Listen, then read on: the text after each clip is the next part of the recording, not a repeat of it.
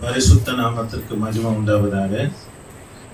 நாம் மாதத்துல 3வது சனிக்கிழமை கிராம சுவிசேஷ ஊழியம் செய்கிறோம். இது கர்த்தருடைய ஏவுதலின்படி ஆண்டுடைய நடத்துதலின்படி தான் செய்கிறோம். காரணம் என்னன்னா, கூட இருக்கிற ஒரு ஆபருக்கும் மற்ற கர்த்தருடைய பிள்ளைகளுக்கு நல்லா தெரியும். பிரயாசப்பட்டு இருந்தோம். அந்த பிரயாசத்தின் பலனாக தான் கர்த்தர் நமக்கு ஒரு வாகனத்தை கொடுத்து ஊழியம் செய் என்று கர்த்தர் நம்ம அனுப்பினார். அதுக்கு உண்டான வாசலை ஆண்டவர் திறந்தார். சபை 5 விதமான ஊழியங்கள் சபையில நடக்கணும்.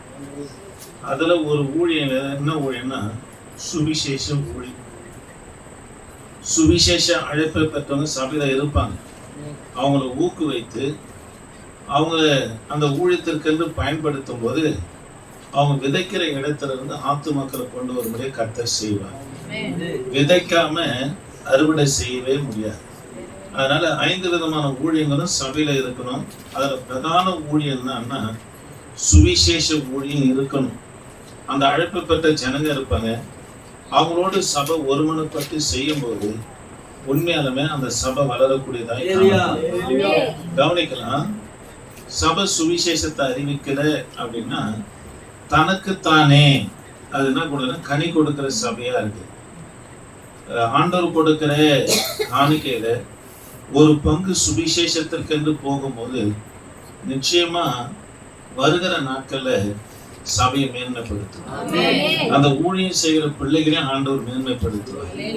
ஏன் சுவிசேஷ ஊழியம் சபையில நடக்கணும் அப்படின்னு சொல்ல வரேன்னா, ஆண்டவர் பிரதானமான கட்டளையா மார்க்கு சுவிசேஷ புத்தகம் 16:16, மத்தேயு சுவிசேஷ புத்தகம் 28:20 ஆகிய வசனங்களிலே நீங்க வாசித்து பார்ப்பீங்கன்னா ஆண்டவர் சொல்றாரு, நீங்கள் உலகம் முழுவதும் புறப்பட்டு போய் அநேகரை சீஷராக்கி பிதா குமாரன் பரிசுத்த ஆவி நாமத்தினால் என்ன பண்ணுங்க ஞானஸ்தானம் கொடுங்கள் என்று நம்ம சொல்றார்.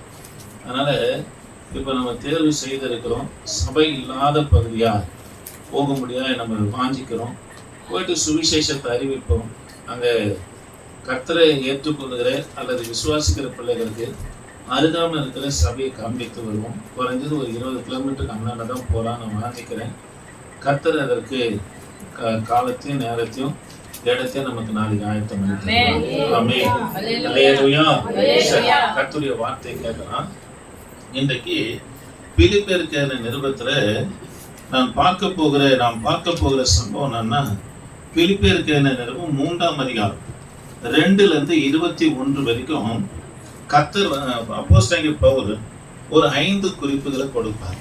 அந்த 5 குறிப்புகளை குறித்து பார்ப்பதற்கு முன்பதாக பிலிப்பியருக்கு நிருபத்தை குறித்து ஒரு சில காரியங்களை பார்க்கும்படியா உங்களை அன்போடு கேட்டுக்கொள்ளுகிறேன்.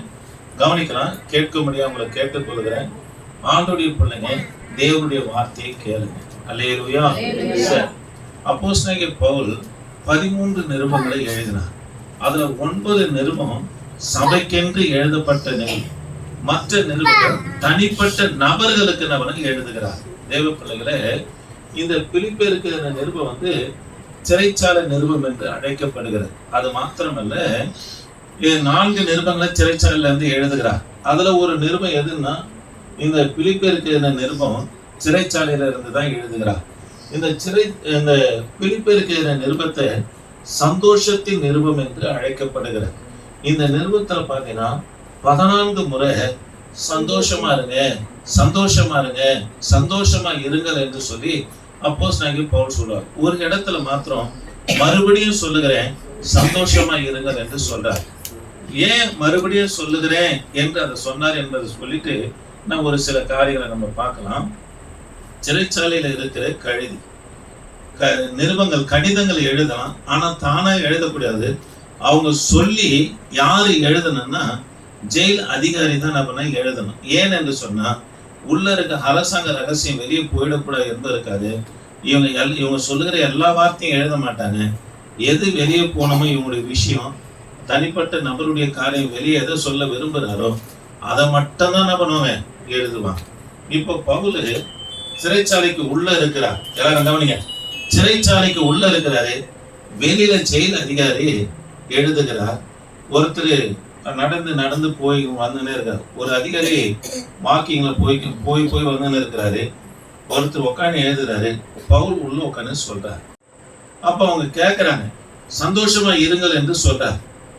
அந்த சிறைச்சாலை அதிகாரி என்ன பண்ணா, எழுதுகோலை வச்சுட்டு பவுலை கூர்ந்து கவனிக்கிறார். ஏன் என்று சொன்னா, பவுலுக்கு உடம்பெல்லாம் காயம், சங்கிலினால கட்டப்பட்டு இருக்குது, இவரு என்னடா சந்தோஷமா இருங்கள் என்று எழுதுகிறாரு என்று சொல்லி அவன் எழுதுகோலை வைத்து பவுலை பார்க்கும் போது சொல்லுகிறார், நான் மறுபடியும் சொல்லுகிறேன், சந்தோஷமா இருங்கள். அதை அப்படியே என்ன பண்ணா அந்த சிறைச்சாலை அதிகாரி எழுதினார். ஆக தேவ பிள்ளைகளே, இந்த இந்த பிலிப்பியருக்கு இந்த நிருபம் சந்தோஷத்தின் நிருபம் என்று என்ன பண்ணப்படுது, அழைக்கப்படுது. சந்தோஷம் என்ற வார்த்தை எத்தனை முறை வருது? 14 முறை வருகிறது பார்க்கிறோம். சரி, இந்த நிருபத்துல முக்கியமான 3 நபர்கள் இருக்கிறாங்க. ஒன்று பவுல். அவர் சொல்லுவாரு, நான் எபிரேயரில் பிறந்த எபிரேயன் என்று பவுல் சொல்லுவார். தீமோத்தேயு பார்த்தீங்கன்னா பாதி யூதன் பாதி கிரேக்கன். ஏனென்று சொன்னா அவங்க தாய் ஒரு யூத ஸ்திரீ, அவங்களுடைய தகப்பனர் பார்த்தீங்கன்னா ஒரு கிரேக்கன். ஆகவே தீமோத்தேயு யாருன்னா பாதி யூதன் பாதி கிரேக்கன். எப்பப்ரா தீத்து முழுமையான யூதன். இந்த 3 பேரையும் கர்த்தர் பயன்படுத்தினார். ஏன் 3 பேரையும் கர்த்தர் பயன்படுத்தினார்னா, எபிரேயரில பிறந்த எபிரேயன் யாரு? அப்போஸ்தலனாகிய பவுல். தீமோத்தேயு பார்த்தீங்கன்னா பாதி யூதன் பாதி யாரு? கிரேக்கன். இந்த எப்பப்ரா தீத்து பார்த்தீங்கன்னா முழுமையான யூதன். இந்த 3 பேரையும் கர்த்தர் நம்ம பயன்படுத்தினார். ஏன் உலக காரியத்துல நீங்க பார்ப்பீங்கன்னா தகுதியை பார்ப்பாங்க. ஒரு வேலைக்கா இருக்கட்டும், அவங்க எதை எதிர்பார்ப்பாங்க? ஒரு தகுதியை எதிர்பார்ப்பாங்க. ஆனா தேவனுடைய வேலைக்கு தகுதி அல்ல. நம்முடைய தகுதி யாரால உண்டாகும்னா கர்த்தரால தான் உண்டாகும். ஆனா தேவனுடைய வேலைக்கு தகுதி இல்லை. படிச்சவன் வேணும், படிக்காதவன் வேணும், இன்னாரு வேணும், இன்ன குலத்தார் வேணும் என்று சொல்லி கர்த்தருக்கு அந்த தகுதி இல்லை.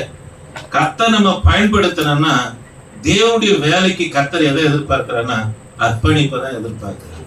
ஆமாங்க, நம்முடைய ஆவி ஆத்துமா சரீரத்தை அர்ப்பணித்து கர்த்தரையே நோக்கி பார்ப்போம்னா, எபிரேயர் பிறந்த எபிரேயனா இருக்கட்டும், பாதி யூதன் பாதி கிறிஸ்தவனா இருக்கட்டும், ஏன் முழுமையான யூதனா கூட இருந்தாலும் அவர் கர்த்தருக்கென்று அர்ப்பணிக்கும் போது ஆண்டவர் அவர்களை பயன்படுத்துவார். அல்லேலூயா. கவனிக்கலாம். இந்த நிருபம் எப்ப எழுதப்பட்டதுன்னா, இந்த நிருபம் எப்ப எழுதப்பட்டது அப்படின்னா, பிலிப்பியர் சபையை ஸ்தாபித்து 11 வருடங்கள் கழித்து, எத்தனை வருடங்கள்? 11 வருடங்கள் கழித்து தான் இந்த பிலிப்பியருக்கு நிருபத்தை அப்போஸ்தலனாகிய பவுல் நம்மனா எழுதுகிறார். அல்லேலூயா. சரி, இந்த சபையை குறித்து ஒரு காரியத்தை பவுல் சொல்வாரு. நீங்க பிலிப்பியருக்கு நிருபம் 1ஆம் அதிகாரம் 17ஆம் வசனத்தை எடுத்துக்கலாம். 17ஆம் வசனத்தை எடுத்துக்கலாம். நான் முதல் காரியம் என்ன சொன்னேன்? இந்த நிருபம் என்ன என்று அழைக்கப்படுது? சந்தோஷத்தின் நிருபம் என்று அழைக்கப்படுது. 2வது, 3 பேரை கர்த்தர் பயன்படுத்துகிறார். தேவனுடைய வேலைக்கு எது முக்கியம்? அர்ப்பணிப்பு தான் முக்கியம். புரியுதுங்களா? அர்ப்பணிப்பு இல்லாம தேவனுக்கு என்று ஒரு காரியத்தை நம்மளால செய்ய முடியாது. கர்த்தரும் நம்ம கொண்டு செய்ய மாட்டார். தேவனுடைய வேலையா, அது பெருகிற ஊழியமா இருக்கட்டும், சபை பெருகி பாய் போடுற ஊழியமா இருக்கட்டும், இல்ல பிரசங்கம் பண்ணுகிற ஊழியமா இருக்கட்டும், அல்லது சுவிசேஷம் சொல்லுகிற ஊழியமா இருக்கட்டும், என்ன ஊழியத்தை கர்த்தர் கொடுத்தாரோ அதற்கென்று உங்களை அர்ப்பணிப்பீர்கள்னா நிச்சயமா கர்த்தர் பயன்படுத்துவார். நான் எத்தனையோ முறை சொல்லி இருக்கிறேன். எங்க சபையில 13 வருஷம் மதுரவாயில நான் வளர்ந்த சபையில, புதிய சியோன் ஜெபம் எங்க சபை பேரு. நான் வளர்ந்த சபையில 13 வருஷம் பெருக்கி, சபையை பெருக்கி பாய் போட்டு தண்ணி எடுத்துன்னு வைப்பேன். இது 13 வருஷம் இந்த காரியத்தை செய்வேன்.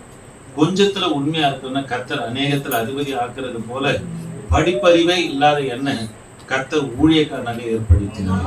ஆக தேவப்பிள்ளைகளே, உலக வேலைக்கு தான் தகுதி, இந்த கர்த்தருடைய வேலைக்கு தகுதி கர்த்தர் ஏற்படுத்துகிறார். ஆக நமக்குள்ள என்ன இருக்கணும்? அர்ப்பணிப்பு. அர்ப்பணிப்பு மட்டும்தான் இருக்கணும். சரி, 2வது காரியம் என்ன சொன்னேன்? 3வது காரியம் என்ன சொன்னேன்? இந்த நிருபம் எப்ப எழுதப்பட்டது? சபை ஸ்தாபிக்கப்பட்டு 11 வருடங்களுக்கு பிற்பாடுதான் இந்த நிருபத்தை அப்போஸ்தலனாகிய பவுல் என்ன பண்றாரு? எழுதுகிறார். 4வது காரியம், அப்போஸ்தலர் நடவடிக்கை புஸ்தகம் 16ஆம் அதிகாரம் 15, 16ஆம் அதிகாரம் 15, 16ஆம் அதிகாரம் 32 34, பிலிப்பியருக்கு எழுதின நிருபம் 1ஆம் அதிகாரம் 17ஆம் வசனத்தை நீங்க வாசித்து பார்ப்பீங்கன்னா, பிலிப்பியருக்கு எழுதின நிருபம் 1ஆம் அதிகாரம் 17ஆம் வசனத்தை கொஞ்சம் வாசிங்க. சுவிசேஷத்திற்காக அறிந்து சிலர் அன்பினால அறிவிக்கிறாங்க. இதனால் என்ன? வசனத்தினாலாவது உண்மையினாலாவது எப்படியாவது கிறிஸ்து அறிவிக்கப்படுகிறார், அதனால் சந்தோஷப்படுகிறேன். சரி, இங்க கவனிக்கலாம். பவுல் என்ன சொல்ல வர்றாருன்னா, பவுல் அவர்களோடு இருக்கும்போதும் சரி, தூரமா இருக்கும்போதும் சரி, அதிகமாய் கொடுத்து பவுலுக்காக தாங்கினவங்க யாருன்னா இந்த பிலிப்பியர் சபையாய் காணப்பட்டது. ஆமே. சபைய இருதயத்துல நம்ம தாங்குகிறாங்கன்னு சொல்றாரு.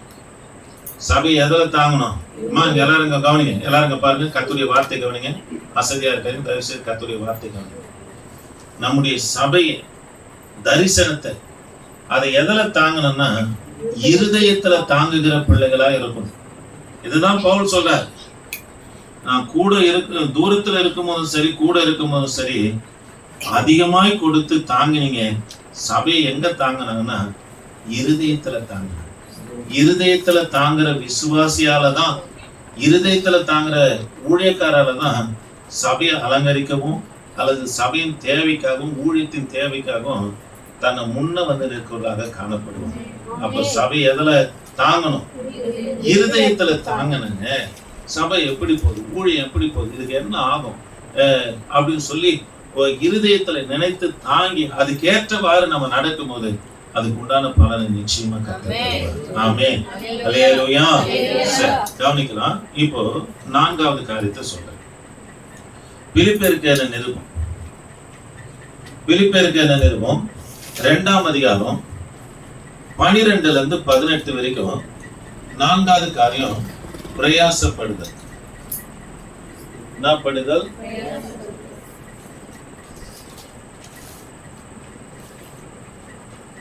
ஒரு பிலிப்பியர் வசனம் நாம சொன்னேன் 12 18. பிரயாசப்படுங்கள் என்று அப்போஸ்தலனாகிய பவுல் சொல்றார். எதுக்கெல்லாம் பிரயாசப்படணும் அப்படின்னு சொல்லி கர்த்தருடைய வார்த்தையை பார்க்கலாம். 2:12. எனக்கு பிரியமானவர்களே, நீங்கள் எப்பொழுதும் கீழ்ப்படிகிறபடியே நான் உங்களுக்கு சமீபமாய் இருக்கும் பொழுது மாத்திரமல்ல, நான் தூரமாய் இருக்கிற இப்பொழுதும். கவனிக்கலாம். தேவ பிள்ளைகளை எதற்காக பிரயாசப்படணும்னா கீழ்ப்படிய பிரயாசப்படணும். கவனிக்கலாம். எப்பவுமே தலை வீங்கிடக்கூடாது. கர்த்தருடைய பிள்ளைங்களுக்கு வரம் இருக்குது, எனக்கு சபை இருக்குது, நான் தான் சபையில முதன்மையான விசுவாசி, இது போல இருந்தானா உங்களுக்கு கீழ்ப்படுகிற எண்ணமே வராது. தேவ பிள்ளைகளே, ஆண்டவர் இதே பிலிப்பியருக்கு நிருபத்துல அப்போஸ்தலனாகிய பவுல் கிறிஸ்து குறித்து சொல்வாரு. அவரு சிலுவையின் மரண பரியந்தம் தன்னை என்ன பண்ண தாய்த்தனார், கீழ்ப்படிந்தார். யாருக்குன்னா பிதாவின் சித்தத்துக்கு நான் பண்ண கீழ்ப்படிந்தார். அல்லேலூயா.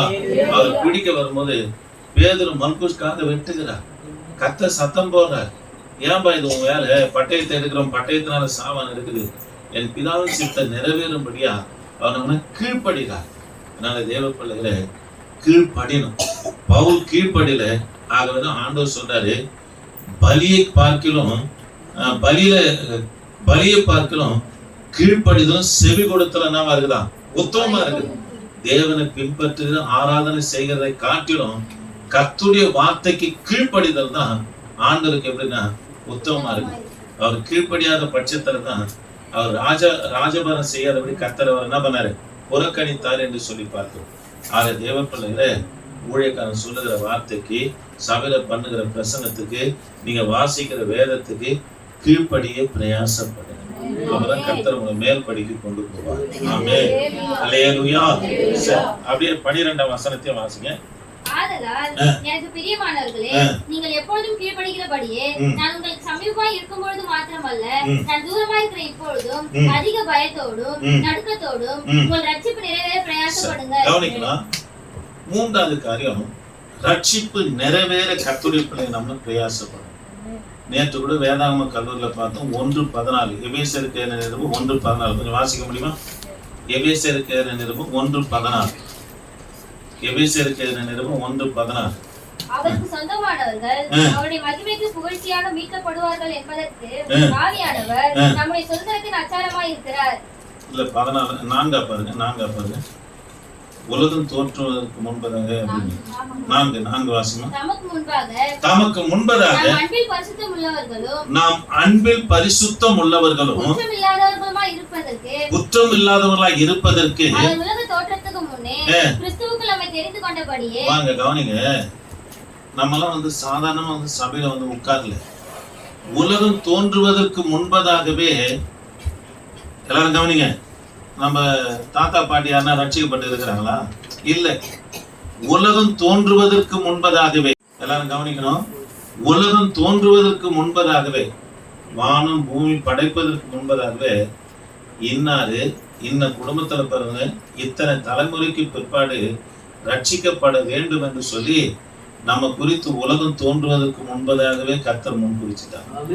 ஏதோ தானா உட்காந்து சபைக்கு அவங்க சத்தியம் சொல்லி உட்காந்து கர்த்தர் அவர்களை பயன்படுத்தி இருப்பார் கருவியா. ஆனா நீங்களும் நானும் உட்கார்ந்து இருக்கிறது எப்பன்னா உலகம் தோன்றுவதற்கு முன்பதாக கர்த்தர் முன் குறித்திருக்கிறார். அதனால அந்த ரட்சிப்பு சாதாரணமா வந்தல்ல, உலகம் படைப்பதற்கு முன்பதாக உன்னை என்னை கர்த்தர் தெரிந்து வைத்திருக்கிறார். அதனால தேவ ரட்சிப்பு நிறைவேற நம்ம பிரயாசப்படும். இவ்வளவு பேர் தானே ரட்சிப்பு குறித்து கவலையற்று போய் இருப்பீங்கன்னா வருகிற கோப ஆக்கினைக்கு எப்படி தப்பித்துக் கொள்வீர்கள் என்று சொல்றார். ஒன்று, கீழ்ப்படிய பிரயாசப்படும். ஊழியக்காரா இருக்கட்டும், விசுவாசியா இருக்கட்டும், சண்டே கிளாஸ் பிள்ளைகளா இருக்கட்டும், வாலிபர்களா இருக்கட்டும், கீழ்ப்படிய தான் கர்த்தர் உயர்த்திக்கினே. ஈசாக்கு தான் இந்த புனப்பெயர் சொல்லப்படுது பயபக்திக்குரியவர் என்று சொல்லி. அவர் அந்த அளவுக்கு ஈசாக்கு அவரை கீழ்ப்படிந்தார். அவரை யாருன்னு சொல்றார்? கர்த்தர் பயபக்திக்குரியவர் என்று சொல்றார். ரெண்டாவது, ரட்சிப்பு நிறைவேற என்ன பண்ணும்? பிரயாசப்படும். 15ஆம் வசனத்தை வாசிக்கலாமா? கோணலும் மாறுபாடுமான சந்ததியின் நடுவிலே குற்றமற்றவர்களும் அப்புறம் கபடற்றவர்களும் தேவனுடைய மாசற்ற பிள்ளைகளா இருக்கும்படிக்கு மாசற்று.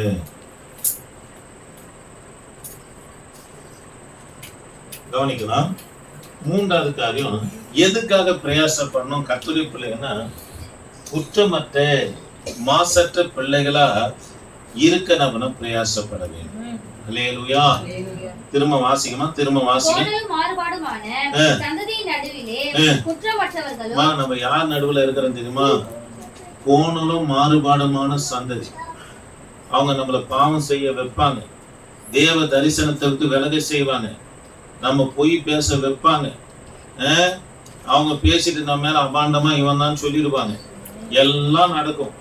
ஏனென்று சொன்னா நீங்க ஏசாயா தீர்க்க தரிசன புஸ்தகம் 9ஆம் அதிகாரம் முதல் 2 வசனத்தை வாசித்து பார்ப்போம்னா கோணலும் மாறுபாடான சந்ததி குறித்து வேற என்ன சொல்றதுன்னா அது மரண இருளின் பள்ளத்தாக்கு என்று சொல்லப்படுகிறது.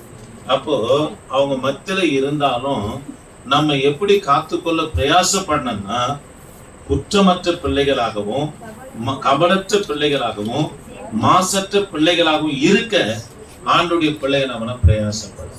ஆமென். அல்லேலூயா. நான்காவது காரியம், ஒன்றையும் முறுமுறுப்பு இல்லாம நம்ம செய்ய நம்ம பிரயாசப்படும். ஒன்றையும், நான்காவது காரியம், ஒன்றையும் நான் படாம வசனம் வாசிக்கிறேன். முறுமுறுப்பு இல்லாம இருக்கும் வசனம் 16 வாசிக்குமா? 16 வாசிங்க. எல்லாவற்றையும் கர்த்தருடைய பிள்ளைங்க எப்படி செய்யணும்? முறுமுறுப்பு இல்லாம செய்யணும். ஊழியமா, ஜெபமா, வேத வாசிப்பா, அர்ப்பணிப்பா, கொடுக்கறதா, அதை எப்படி கர்த்தருடைய பிள்ளைங்க செய்யணும்னா முறுமுறுப்பு இல்லாம செய்ய கர்த்தருடைய பிள்ளைங்க பிரயாசப்படும். இஸ்ரவேல் ஜனங்க முறுமுறுப்பின் காரணத்து நிமித்தம் தான் வனாந்தரத்துல 40 வருஷம் கர்த்தர் சுற்றி அலைய பண்ணினான். முறுமுறுத்தும் ஒருத்தரும் கானானுக்குள்ள பிரவேசிக்கல. அதனால முறுமுறுப்பு கர்த்தருக்கு விரோதமான செயல். அதனால நம்ம கொடுக்கப்பட்ட ஊழியமா இருக்கட்டும், இல்லை நீங்க செய்யற தான தர்மமா இருக்கட்டும், கொடுக்கிற தசமாக காணிக்கையா இருக்கட்டும், ஒன்றையும் முறுமுறுப்பு இல்லாம பிரயாசப்படும் செய்யணும். அல்லேலூயா. நான் 5வது ஒரு காரியத்தை சொல்லி முடிக்கிறேன். 17ஆம் வசனத்தை வாசிக்கலாமா? மேலும் உங்கள் விசுவாசமாகிய பலியின் மேலும் ஊழியத்தின் மேலும் நான் வார்க்கப்பட்டு போனாலும் நான் மகிழ்ந்து உங்கள் அனைவரோடும் கூட சந்தோஷப்படுவேன். சரி, தேவனுக்கு வந்து ஒப்பு கொடுக்க நம்ம பிரயாசப்படும் பாருங்க. தேவனுக்கு ஒப்பு கொடுக்க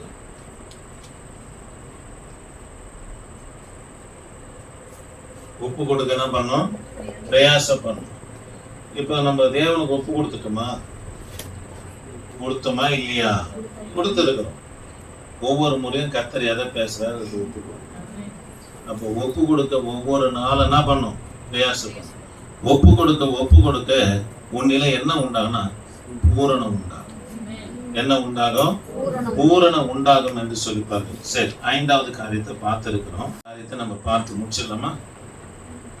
6வது காரியத்தை பார்த்து முடிச்சிடலாம்.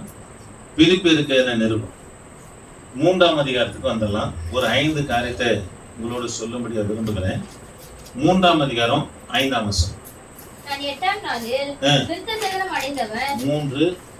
3ஆம் அதிகாரம் 2ஆம் வசனம். நாய்களுக்கு எச்சரிக்கையா இருங்கள். நீங்க எங்கம்மா வாசித்தீங்க? சரி, இருங்க ஒரு நிமிஷம் இருங்க. இதை பார்த்துட்டு நம்ம முடிச்சிடலாம். 3ஆம் அதிகாரம் 3ஆம் அதிகாரத்துல ஒரு 5 காரியத்தை பவுல் சொல்றாரு. முதலாவது காரியம் என்னன்னா எச்சரிப்பு. எச்சரிப்பு 3:2ங்களா? கவனிக்கலாம். எதுக்கு எச்சரிப்பா இருக்கணும்னு சொல்றாரு. வாசிங்கம்மா. நாய்களுக்கு எச்சரிக்கையா இருங்கள். நாய்னா பின்மாற்றக்காரனுக்கு எச்சரிக்கையா இருக்கணும். தரிசனத்தை விட்டு விலகி இருக்கிறாங்க பாருங்க, அவங்க எல்லாம் பின்மாற்றக்காரர் தான். பிற்பாடு பாவத்துல இருக்கிறான் பாருங்க, அவெல்லாம் பின்மாற்றக்காரன் தான். அவனுக்கு நீ எப்படி எச்சரிக்கையா இருந்தார் நாய் என்றார். ஏன்னா நாய் மட்டும்தான் கக்கனதை திரும்ப தின்னும், பண்ணி கூட தின்னாது. அது கக்கண்டு அதுவே தின்னுறது எதுன்னா நாய் தான். விட்ட பாவத்தை செய்யறவன் வேதம் என்னன்னு அழைக்குது? நாய் என்று அழைக்குது. பேதுருவும் நாய் தான் அழைப்பாரு. அப்போஸ்தலனாகிய பவுலும் பின்மாற்றக்காரர் நாய் என்று தான் அழைப்பார். அதனால நாய்களுக்கு என்ன பண்ணு? எச்சரிக்கை. தரிசனம் ரட்சிப்பு விட்டு விலகி இருக்கிற ஜனங்களோடு நீங்க இருப்பீங்கன்னா நீங்க வழுவி போக காரியத்தை அவங்க இடத்துல இருந்து பார்க்கலாம். அது போல கிரியைகள் நடப்பிக்கப்படும். அதனால ரொம்ப எச்சரிப்பா இருந்த நாய்களுக்கு எச்சரிக்காரு. கொல்லாத கள்ள தீர்க்கதரிசி கள்ள போதகமார்களுக்கு கர்த்தருடைய வார்த்தைக்கு எதிர்ப்பா செயல்படுகிறவர்களுக்கு எச்சரிக்கையாரு. சுண்ணத்துக்காரருக்கு என்ன பண்ணு? எச்சரிக்கையாருன்னு சொல்றாரு. இப்ப ரெண்டாவது காரியம் எண்ணிக்கொள்ளுதல். 2வது காரியம் 8ஆம் வசனத்தை வாசிக்கலாமா? 3:8. அது மாத்திரமல்ல, என் கர்த்தராகிய கிறிஸ்து இயேசுவை அறிகிற அறிவின் மேன்மைக்காக எல்லாவற்றையும் நஷ்டமென்று எண்ணிக்கொண்டிருக்கிறேன். எண்ணிக்கொள்ளுதல். கவனிக்கலாம். 3:8. எண்ணிக்கொள்ளுதல். எதை எண்ணிக்கொள்ளணும்னா கிறிஸ்துவுக்காக எல்லாவற்றையும் இழப்பதற்கு அது என்ன பண்ண கர்த்தருடைய பிள்ளைங்க ஆயத்தமா இருக்கும். நீங்க அப்படியே 7ல இருந்து வாசிங்க. ஆகிலும் எனக்கு லாபமாய் இருந்தவைகள் எவைகளோ அவைகளை கவனிக்கிறான். சனகரிப் சங்கத்துடைய அடுத்த பிஷப் யாருன்னா அப்போஸ்தலனாகிய பவுல் மட்டும்தான். பவுல் தான் பிஷப் ஆகணும். அதிக லாபமா இருக்கிற அத கிறிஸ்து சந்தித்த உடனே அதை தூக்கி எறிஞ்சார் பாருங்க. அதை நஷ்டம் என்று நம்ம எண்ணினார் என்று சொல்லப்படுகிறது. அது மாத்திரமல்ல, கர்த்தராகிய இயேசு கிறிஸ்துவை அறிகிற அறிவின் மேன்மைக்காக எல்லாவற்றையும் நஷ்டம் என்று எண்ணிக்கொண்டிருக்கிறேன். கவனிக்கலாம். கர்த்தருடைய ஊழியத்தை செய்யற இல்ல தேவனை அறிந்து கொள்ளணும், கர்த்தருக்குள்ள முன்னேறி போனோம்னா நஷ்டம் வரதான் செய்யும். எண்ணிக்கொள்ளணும், இது நஷ்டம் வரும் அப்படின்ற ஒரு தீர்மானம் நமக்குள்ள இருக்கணும். இப்படிலாம் போறோம், ஏமாற்றம் இருக்கும், வஞ்சகம் இருக்கும், நஷ்டம் இருக்கும். அது ஏற்கனவே நம்ம அந்த சிந்தையோடு கூட இருப்போம்னா வருகிறது அவ்வளவு பெருசா நமக்கு தெரியாது. புரியுதுங்களா சொல்றது? வருது அவ்வளவு பெருசா நமக்கு தெரியாது. அதனால 2வது காரியத்தை அப்போஸ்தலனாகிய பவுல் என்ன சொல்றேன்னா எண்ணிக்கொள்ளுங்க. எதை எண்ணிக்கொள்ளுங்கன்னா லாபமான அனைத்து அல்லது உங்களை நஷ்டப்படுகிற காரியம் யாருன்னா செய்தாலும் கூட இது நடக்கும் என்று எண்ணிக்கொள்ளுங்கன்றார். அது உனக்கு ஆசீர்வாதம். ஆமென். சரி, 10 இப்படி நான் அவரையும் மூன்றாவது காரியம். அவருடைய உயிர்த்தெழுதல் வல்லமையையும் அவருடைய பாடுகளின் ஐக்கியத்தையும் அறிகிறதற்கும் அவருடைய மரணத்திற்கு ஒப்பான மரணத்திற்குள்ளாகி எப்படியாயினும் நான் மரித்தோரிலிருந்து உயிரோடு எழுந்திருப்பதற்கு தகுதியாகும் படிக்கும் அவருக்காக எல்லாவற்றையும் கஷ்டம் என்று விட்டேன். கவனிக்கலாம். இப்போ மூன்றாவது காரியம் என்ன சொல்றேன்னா, உறுதிப்படுத்துதல். என்ன உறுதிப்படுத்தலன்னா, கிறிஸ்து இயேசுக்குள்ள மரித்தோர்ல இருந்து எழும்பும்படியா அவர் தன்னை உறுதிப்படுத்துகிறார். ஆமென். தேவ பிள்ளையில யாரு உயிர் தேழ முடியும்? உயிரோடு இருக்கிறவங்க உயிர் தேர்தல் கிடையாது, அவங்க மறுரூபமாக்கப்படுறது. உயிர் தேர்தல்னா யாரால் உயிர் தேழ முடியும்? மரித்தவங்க, மரித்த பரிசுத்தவான்கள் தான் உயிர் தேழ முடியும். அப்ப உயிரோடு இருக்கிற நாம மறுரூபமாக்கப்படணும்னா உலகத்துக்கு மரித்து இருக்கணும், பழைய பாவத்துக்கு மரித்து இருக்கணும். பெருமை, ஜாதி, சடங்கு, சம்பிரதாயம் எல்லாவற்றுக்கும் மரித்து இருந்தாதான் நம்ம என்ன பண்ண முடியும்னா உயிர் தெழ முடியும். ஆமென். அல்லேலூயா. அப்போஸ்தலனாகிய பவுல் 3ஆம் அதிகாரத்துல எச்சரிக்கையா இருங்க பின்மாற்றக்காரருக்கு. 2வது எண்ணிக்கொள்ளுங்க, உங்களுக்கு நஷ்டம் வந்தா அதனால ஒரு இழப்பு உனக்கு இல்லைன்னு சொல்லி எண்ணிக்கொள்ளுங்க. கிறிஸ்துவுக்காக எதை இழக்கிறீங்களோ அதெல்லாம் மகிமையில கர்த்தர் லாபமாக்கி தருவார். 3வது தேவ பிள்ளைகளை உறுதிப்படுத்துதல். என்ன உறுதிப்படுத்தினா, நான் கிறிஸ்துவுக்காக, அதாவது பழைய பாவங்களுக்கு நீங்க மரித்து இருந்தாதான் உங்களுக்கு என்ன இருக்குதுன்னா, அதாவது மறுரூபம் இருக்கு. இல்ல பாவத்துக்கு மறிக்கிற உலகத்துல இருந்தபடி அப்படியே இருக்கிறன்னா போக மாட்டேங்கிறார். புரியுதுங்களா சொல்றது? 4வது காரியம் அழைப்பு. 14 வாசிக்கலாமா? கிறிஸ்து இயேசுவுக்குள் தேவன் அழைத்த பரம அழைப்பின் பந்தய பொருளுக்காக இலக்கை நோக்கி தொடருகிறேன். பாருங்க, அழைப்பு 4:3 வசனமா 14. கவனிக்கலாம். 5வது குறிப்பு பவுல் சொல்றாரு. 4வது குறிப்பு அழைப்பு. கவனிக்கலாம். திரும்ப வாசிங்க. கிறிஸ்து இயேசுவுக்குள் தேவன் அழைத்த பரம அழைப்பின் பந்தய பொருளுக்காக இலக்கை நோக்கி தொடருகிறேன். கவனிங்க, கிறிஸ்து அழைத்த பந்தய பொருளுக்காக. இத அழைப்ப ஊழியத்தை எப்படி ஒப்பிட்டு பேசுறேன்னா, ஓட்ட பந்தயத்துக்கு ஒப்பிட்டு பேசுகிறேன். அந்நாட்கள்ல ஓட்ட பந்தயம் நடக்கும்போது எதிராளி பார்ப்பான். இப்போ 10 பேர் ஓடுறாங்கன்னா 10 பேருக்கு எதிராளிங்க இருப்பாங்க. நம்ம பிள்ளை முன்ன வந்தணும், இல்ல நம்முடைய சகோதரன் முன்ன வந்தணும் அப்படின்னு சொல்லிட்டு யார் எதுல பலவீனமா இருக்கிறாங்கன்னு பார்ப்பாங்க. ஒருத்தர் பணத்துல பலவீனமா இருக்கிறாருன்னா அவர் ஓடும்போது பணத்தை மூட்டை கட்டி அவருக்கு முன்னாடி இப்படி போடுவாங்க. அவர் இறங்கி எடுத்துட்டாருன்னா பின்னாடி இருக்கணும் என்ன பண்ணுவான்? ஓடிடும். அது போல யாரு எதுல பலவீனமா இருக்கிறாங்களோ அவங்களுக்கு முன்பதாக எதிராளியை வீசிக்கினே இருப்பாங்க. அவங்க அதை ஆசைப்பட்டு எடுத்துட்டாங்கன்னா பின்னாடி ஒருவனா பண்ண முன்ன ஓடிடும். இததான் சொல்றாரு, பரம அழைப்பின் பந்தய பொருளுக்காக லக்கு. உன்னுடைய லக்கு என்னன்னா, சூனாமடுக்காக ரட்சிக்கப்படணுமா? இந்த லக்குல தான் இருக்கணும், இந்த எண்ணத்துலதான் கர்த்தருடைய பிள்ளைங்க செயல்படணும். இதுக்கு இடையில 1008 நஷ்டம் வரும், பாடு வரும், துக்கம் வரும், துயரம் வரும், கண்ணீர் வரும், வேதனை வரும். இதெல்லாம் ஒரு பொருட்டே கிடையாது. உன்னுடைய லக்கு எதுவா இருக்கணும்னா சூனாம்படுக்காக ரட்சிக்கும். இந்த லக்காதான் நாம காணப்பட வேண்டும். அல்லேலூயா. அழைப்புல எது முக்கியம்? லக்கு தான் முக்கியம். இதுக்கு இடையில எத்தனையோ போராட்டம் வரும், நிந்த வரும், அவமானம் வரும். அதுக்கு உண்டான பலனை கர்த்தர் தந்துருவாரு. அதை தாங்கி போவதற்கும் ஆண்டவர் பலன் தந்துருவார். அதுக்கு யாரை சார்ந்துக்கணும்? கிறிஸ்துவ சார்ந்து கொள்ளுகிற பிள்ளைகளா இருக்கும். சரி, 5வது காரியம் 21 வாசத்துல முடிச்சிடுறேன். அவர் எல்லாவற்றையும் தமக்கு கீழ்ப்படுத்திக் கொள்ளத்தக்க நம்முடைய வல்லமையான செயலின்படியே நம்முடைய அற்பமான சரீரத்தை நம்முடைய மகிமையான சரீரத்திற்கு ஒப்பாக மறுரூபப்படுத்துவார். கவனிக்கலாம். இந்த அற்பமான சரீரத்தை கிறிஸ்துவின் சரீரத்தை போல ஆண்டவனவனா மறுரூபப்படுத்துவார். அல்லேலூயா. என்ன படுத்துவாரா? மறுரூபப்படுத்துவார். 5 காரியத்தை பார்த்தோம். 1 எச்சரிப்பு, இன்னொன்று எண்ணிக்கொள்ளணும், 3வது உறுதியா இருக்கணும், 4வது அழைப்பு. எதுல கண்ணா இருக்கணும்? லக்குல கண்ணா இருக்கணும்.